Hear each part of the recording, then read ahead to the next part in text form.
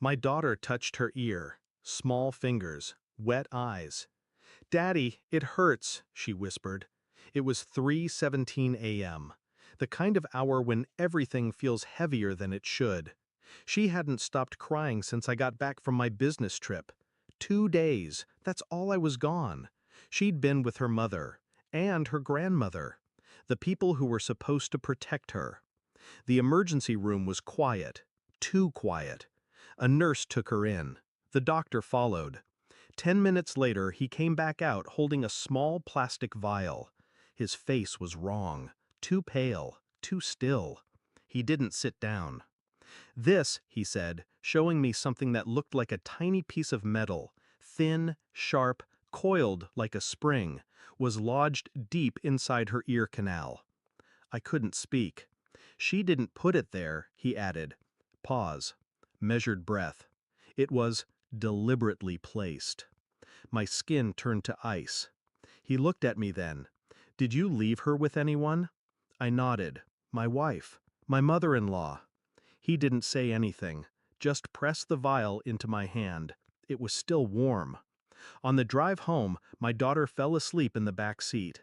Soft breathing, tear streaks down her cheeks. I couldn't stop looking at her through the mirror. And I couldn't stop replaying what the doctor had said. Deliberately placed. I thought about my wife, how she barely looked at me when I came home, how she avoided eye contact when I asked if everything went okay. Just the usual tantrums, she'd said. She missed you. She hadn't even touched our daughter that night, not a kiss, not a hug. And her mother, cold as ever, smiling too much, saying too little. They'd both seemed off. I wanted to believe it was nothing, I really did, but I felt it. That sick weight in my gut, the kind of feeling that doesn't go away with sleep. I started watching, quietly, placed cameras in the living room, the hallway, her bedroom, installed a tracking app on my wife's phone. I told myself it was just to be sure, that I was being paranoid. Then I dug deeper, searched through our daughter's pediatric records. This wasn't the first time she'd complained of ear pain, just the first time it hadn't gone ignored. 4 previous visits, all brushed off as infections, all when I'd been traveling. And then I found something else. Receipts from a pharmacy across town. Ointments, sedatives, eardrops not prescribed to our daughter, all bought under my wife's name, picked up by her mother. There was no reason for any of it, unless the reason was something far worse than illness. The footage came in slow, blurry frames. It took days to catch anything, until finally, there it was.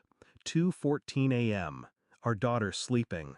My mother-in-law entering the room, closing the door quietly behind her. She sat on the bed, reached into her pocket, pulled something out, small, shiny. She lifted it to my daughter's ear, slow, deliberate, held it there. No hesitation, no humanity. I didn't watch the rest, didn't need to.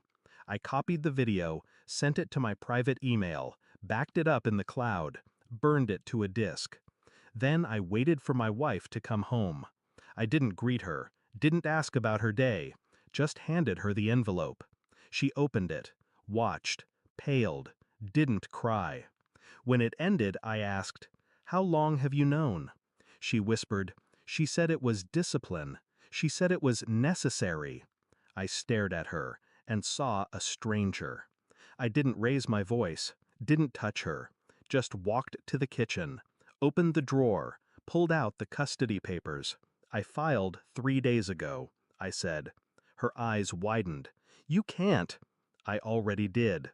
I placed the footage next to the documents, and the police will have this by morning, unless you confess first. "You'd destroy your own family?" she asked. "No," I said. "You did." She collapsed into the chair, hands shaking, mouth open, but no words came out. I walked to the door. "Where are you going?" I didn't answer, because I didn't owe her anything. My daughter's laugh sounds different now, lighter.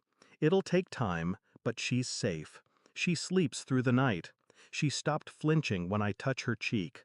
The courts moved quickly once the evidence was submitted. Joint custody wasn't even considered. They called it abuse, neglect, conspiracy. I called it the end. Some betrayals don't scream, they whisper. They hide in bedtime stories and lullabies. But once you hear them, you never unhear. And once you see it, you never go blind again.